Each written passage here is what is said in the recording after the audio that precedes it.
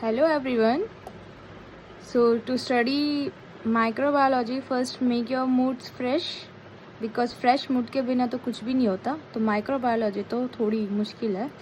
वैसे मुश्किल है नहीं, अपन हमने इसकी सोच बना रखी. माइक्रोबायोलॉजी वो नहीं आती, याद नहीं होती, कुछ नहीं है. माइक्रोबायोलॉजी के अंदर तुम्हें सिंपल सी चीज़ें याद रखनी है कि पहले तो इम्पोर्टेंट टॉपिक्स क्या है, फिर उसके अंदर तुम्हें सब कुछ नहीं पढ़ना होता है. तुम्हें इतना पढ़ो कि तुम एग्जाम में उसको फ्रेम कर पाओ and you have the knowledge about that thing. So पहले इसमें क्या होता है कि कोई भी तुम चाहे वायरस पढ़ो, if you study bacteria, virus, parasite, you have to remember only one format. एक ही फॉर्मेट होता है हमेशा. पहला फॉर्मेट ये रहेगा कि तुम कुछ भी पढ़ रहे हो तो पहले उसकी इंट्रोडक्शन दो. जैसे कि तो आज हम CVS पढ़ने वाले हैं, तो CVS का हम इन्फेक्टिव एंडोकार्डाइटिस टॉपिक है, तो हम उसका इंट्रोडक्शन दो, इन्फेक्टिव एंडोकार्डाइटिस. फिर तुम बताओ कि उसकी पैथोजेनेसिस, वो कैसे फैलता है, कैसे आया, कॉजेटिव एजेंट क्या है, फिर उसके क्लिनिकल मैनिफेस्टेशन है, फिर उसका LD है और ट्रीटमेंट है. माइक्रोबायोलॉजी मेन यही 5 स्टेप में ख़त्म हो जाती है. और पूरी माइक्रोबायोलॉजी में यही घूमता है, चाहे वो पैरासाइट हो, चाहे वो वायरस हो, और हम इनमें ही कंफ्यूज होते रहते हैं. मेन होता है LD को रिमेंबर करने का थोड़ा मुश्किल होता है, but you can do one thing. आप कंपेयर कर सकते हो. कुछ LDs लगभग सब में सेम होते हैं, बस gram negative gram positive bacteria का शेप देखो, क्या कर रहा है, बैसिलाई है कि रॉड है, वो उसमें करोगे. इतना करोगे मोर देन सफिशिएंट है एग्जाम पॉइंट ऑफ व्यू के लिए. आज हम लोग इंपॉर्टेंट टॉपिक देखने वाले हैं. पहले तो कि blood stream infection and cardiovascular system unit start किया. तो ब्लड स्ट्रीम इन्फेक्शन का मतलब क्या होता है? पहले तो कि ब्लड स्ट्रीम मतलब क्या होता है. ब्लड स्ट्रीम का मतलब सिंपल यही होता है कि ब्लड जैसे कि हमारी बॉडी में ट्रैवल करता है, तो वो न्यूट्रिशन लेके जाता है, सेल को ऑक्सीजन लेके जाता है, तो वो इन्फेक्शन उस ब्लड वेसल्स या उसमें भी हो सकते हैं. And cardiovascular system about the heart के अंदर उसकी वेसल्स, उसकी मेम्ब्रेन्स, सब उसका इन्फेक्शन भी हो सकता है. तो पहले हम ट्राई करते हैं इन्फेक्टिव एंडोकार्डाइटिस. अब इन्फेक्टिव एंडोकार्डाइटिस का मतलब होता क्या है? इन्फेक्टिव एंडोकार्डाइटिस का सिंपल मीनिंग होता है कि एक ऐसा कॉजेटिव ऑर्गेनिज्म आता है तुम्हारी बॉडी में जो तुम्हारा हार्ट है उसके वॉल्व्स, हार्ट की मेम्ब्रेन को डैमेज करता है. और इस डैमेज करने की वजह से क्या होता है, वहाँ पे क्लॉट का फॉर्मेशन होने लग जाता है, जिसकी वजह से तुम्हें सीवियस की प्रॉब्लम्स हो सकती है. सिंपल इतना सा है. अब इसके अंदर क्या हो सकता है कि इन्फेक्शन ऑफ 3 लेयर्स होते हैं हार्ट में: एंडोकार्डियम, मायोकार्डियम एंड पेरिकार्डियम. अब वो जो एंडोकार्डियम का इन्फेक्शन कर रहा हो सबसे अंदर वाली लेयर का हार्ट में, तब हम उसे बोलते हैं इन्फेक्टिव एंडोकार्डाइटिस. क्या बोलेंगे? Infective endocarditis. ख़त्म. अब हम आते हैं कि इसमें होता क्या है. तो इसमें क्या होता है इन्फेक्टिव एंडोकार्डाइटिस में कि हार्ट वाल्व्स और द म्यूरल एंडोकार्डाइटिस. अब देखो इसके infective endocarditis refer to the microbial invention of the heart valves और द म्यूरल अब म्यूरल एंडोकार्डाइटिस क्यों? क्योंकि हार्ट की वॉल्व आ रही है, इसलिए इसका नाम दिया म्यूरल एंडोकार्डाइटिस. अब इसमें होता कुछ नहीं है. ऑर्गेनिज्म आएगा, ये तुम्हारा हार्ट है, इसमें ऑर्गेनिज्म आया अंदर through the blood vessels, inferior vena cava, superior vena cava, कहीं से भी ब्लड आया. अब ये क्या करेगा, तुम्हारे हार्ट जो ये वॉल्व होगी ना, हार्ट की वॉल्व, और ये एक्सपोज कर देगा. इन्फेक्शंस आएगा, उसे एक्सपोज कर देगा, जिसकी वजह से वहाँ पे प्लेटलेट, ल्यूकोसाइट सब जाके वहाँ डिपॉजिट होने लग जाएंगे, जिसकी वजह से क्लॉट का फॉर्मेशन हो जाएगा. वहाँ पे माइक्रो ऑर्गेनिज्म ग्रो कर पाते हैं.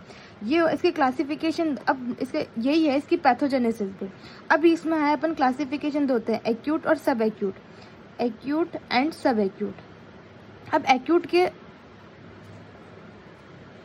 एक्यूट के अंदर क्या हो जाता है कि ये बहुत जल्दी होता है, इवॉल्व फास्ट होता है. ये सब एक्यूट स्लो होता है.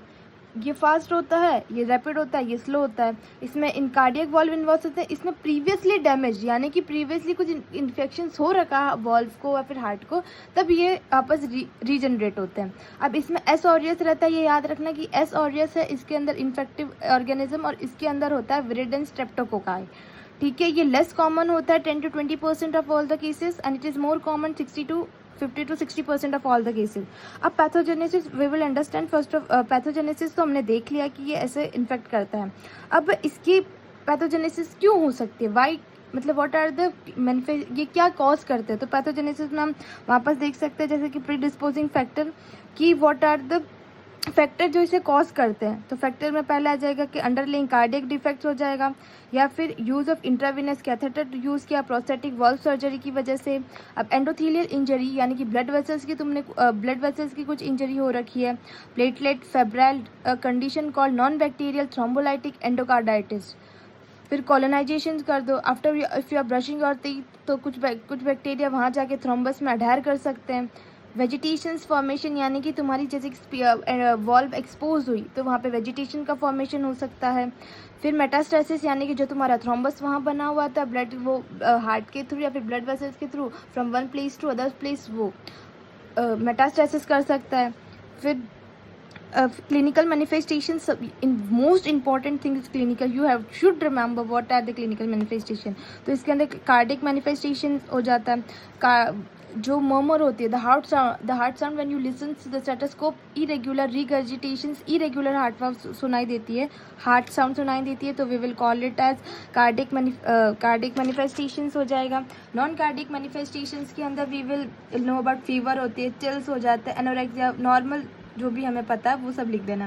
Then laboratory finding anaemia, leukocytes, microscopic haematuria, elevated ESR, CPR, haematotic factor. अब why this anaemia happens, anaemia क्यों होता है? अनीमिया नॉर्मोसाइटिक नॉर्मोक्रोमिक अनीमिया ही होता है। इसके अंदर अनीमिया इन्फ्लेमेशन के कारण अनीमिया हो जाता है। ल्यूकोसाइट्स क्यों हो जाता है? क्योंकि इन्फेक्शंस है, WBC बहुत सारे आएंगे, डिफेंस मैकेनिज्म, इसलिए ल्यूकोसाइट्स हो जाएंगे।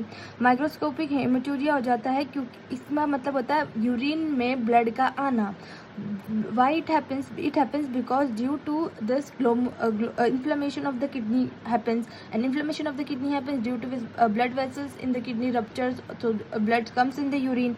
Elevated ESR, CPR, rheumatic fever. Now the most important is diagnostic factor. So diagnosis we will do by the modified Dukes criteria. In this what happened, we will take the two culture bottles, two different blood culture bottles at an interval of more than 12 hours between first and second set, or alternatively we can also take 3 or more blood culture set, but after that we overall one more blood should be collected more than 1 hour between the first and second set, and 30-minute gap between the second and third set. Up now what happens here also in modified Duke criteria, major and minor criteria come. In major criteria what happens, isolated to separate bottle culture, दो separate bottle, एक ही venue puncture sites होनी चाहिए, यानी कि तुमने जो site venue puncture के लिए वहाँ पे एक ही होनी चाहिए, बट तो तुम्हारी बॉटल्स होती है टेस्टिंग की वो दो डिफरेंट होनी चाहिए। माइनर क्राइटेरिया में आ जाएगा कि if the blood culture is positive but not meeting the major criteria, blood culture sample taking processes, बस इसमें यही होता है कि वो पॉजिटिव हो सकता है। फिर आता है non blood culture test. Non blood culture test में सीरियोलॉजी टेस्ट हो जाएगा, आइसोलेशन कर दो तुम पैथोजेंस का, स्टेन्स यूज़ करते हैं, स्टेन्स यूज एसिड सिर्फ स्टेन्स यूज़ होता है। फिर डायरेक्ट फ्लोरोसेंस एंटीबॉडी, फिर PCR यू कैन डू। फिर आता है at the end we will know about the treatment. अब ट्रीटमेंट में हमने दो पढ़े थे, एक्यूट और सब एक्यूट डिफरेंट होगा। तो एक्यूट के अंदर आ जाएगा एस ऑरियस, एंड इसमें हमने पढ़ा था विरेडेन स्ट्रेप्टोकोकाई। इसमें आगे मेथिसिलिन सब्सिस्टेबल एस ऑरियस और methicillin resistance S aureus. Methicillin susceptible S aureus में आएगा ये नेम्फासिलिन, ये की ड्रग याद करनी है because it will be easy for you. And methicillin resistance S aureus में वैंकोमाइसिन। वो फॉर 6 वीक्स तक तुम्हें दोनों ही ड्रग 6 वीक्स तक देनी है। फिर आ जाएगा ये then it will come viridans streptococci. Viridans streptococci में आ जाए पेनिसिलिन दे दो, जेंटामाइसिन दे दो। फिर 6 वीक्स, पेनिसिलिन 4 वीक्स के लिए है, जेंटामाइसिन 6 वीक्स के लिए। हैक एंडोकार्डाइटिस हम आगे देखेंगे, ये भी इंपॉर्टेंट है। हैक एंडोकार्डाइटिस में अपन देंगे सिफ्लोफ्लोक्सिन ड्रग। अब हैक एंडोकार्डाइटिस में कुछ नहीं है, एक एब्रीवेशन जो group of fastidious gram negative bacteria slow growing bacteria को डिफाइन करता है। इसके अंदर आ जाएगा for H it will come Haemophilus, parainfluenzae. A से आएगा एग्री बैक्टीरिया स्पीशीज। सी से आ जाएगा